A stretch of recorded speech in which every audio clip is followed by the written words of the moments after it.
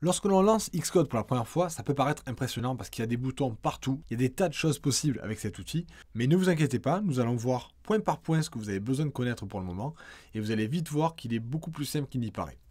Alors la première chose que l'on va voir, c'est cet explorateur sur le côté.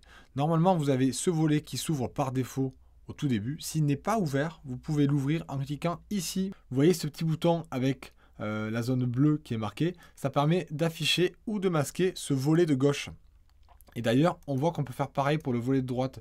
Vous avez plusieurs volets que l'on peut afficher ou masquer en fonction de la place qu'on a besoin à l'écran et du nombre d'outils qu'on va utiliser. Pour l'instant, on va se concentrer sur ce volet-là. Vous avez un explorateur de fichiers. Il se concentre sur tous les fichiers de votre projet. Vous vous rappelez que tout à l'heure, il nous a demandé à quel endroit du disque dur on souhaitait stocker notre projet. En fait, il a créé un nouveau dossier et dedans, il a mis tout ceci.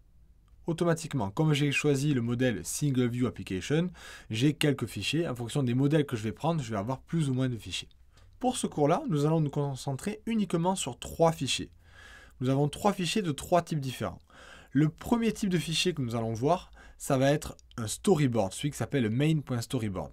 Ce fichier, il nous permettra de concevoir l'interface graphique de notre application.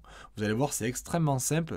Ça consiste à faire glisser des éléments à l'écran, à choisir l'esthétique des éléments, un petit peu comme on ferait sur un logiciel de dessin, pour qu'ensuite, lorsque l'on lancera l'application sur le téléphone, on ait exactement le même rendu.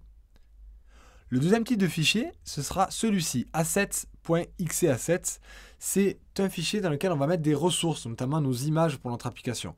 Donc toutes les images que l'on va vouloir utiliser, on va les stocker dans ce dossier. C'est pas vraiment un fichier, c'est plus un dossier. Et on pourra y accéder directement depuis le storyboard pour choisir d'afficher certaines images dans notre interface graphique.